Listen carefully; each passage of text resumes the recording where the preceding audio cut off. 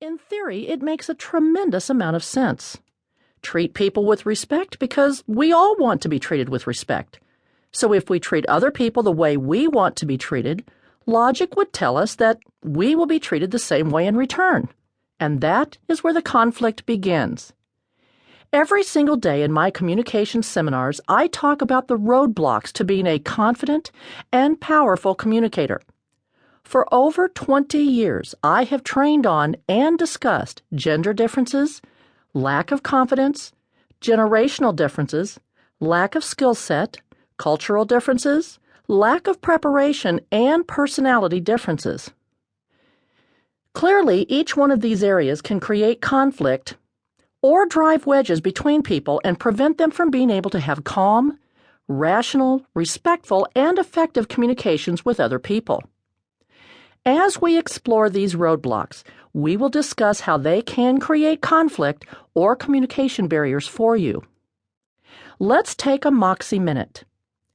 If you go through life believing that your generation, gender, culture, or personality is the right way, the best way, or the only way, you will automatically have conflict with a majority of the population. Gender differences. Do men and women communicate differently? That's probably one answer that men and women will agree on, and the answer is yes. This is not a new theory. John Gray brought the gender differences to light when he taught the whole world that men are from Mars, women are from Venus. Quite frankly, that phenomenon has not changed over the decades. These differences especially hold true when it comes to the way the genders communicate through conflict.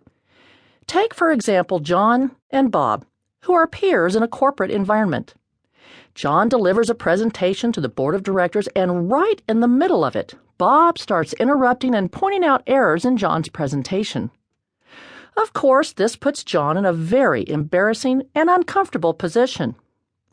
After the meeting is over, John stops by Bob's office to chat with him about how it went. "Bob, I really appreciated the thoughts you shared during the meeting. You made some valid points. I have to be honest and tell you that I didn't appreciate you sharing those points during my presentation and in front of the board. I do have a suggestion, though. In the future, what would you say to getting together with a pot of coffee in my office and going over presentations before the meeting so I can make the appropriate changes and corrections in advance?" Bob's response? "Sure." Then John says, "Great. By the way, are we still on for golf Saturday morning?" That's it. Done. Issue addressed, solution presented and accepted, golf scheduled. Now, I realize that each situation could vary, but the point I'm trying to make is this. For the most part, men address their concerns head on. They go directly to the person, express their concern, and then, when it's over, they go play golf, get a beer, go to the races, or grab lunch. I wish I could say the same about women, but alas, I cannot. When women have an issue with Bob, most women will talk to everyone about the issue except Bob.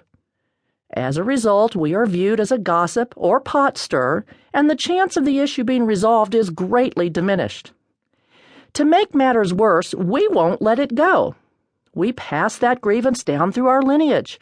Our great-grandchildren will know that we had a problem one time with this guy named Bob. Interestingly, if a man thinks a woman is strong and direct, there is a high possibility that he will respect her for being able to assertively stand her ground. Predominantly speaking, however, if a woman assertively stands her ground with another woman, she will be labeled a bitch, and the cold shoulder routine will begin. Too often, we as women do not support each other through conflict or disagreement. We either avoid conflict altogether or we get defensive during conflict. Either way, we hold a grudge because we don't tend to address the conflict or listen and understand the other party. We rarely engage in conflict resolution. Ladies, this inability to address issues directly with the one person who can do something about it could be costing you major credibility, advancement in your career, and possibly even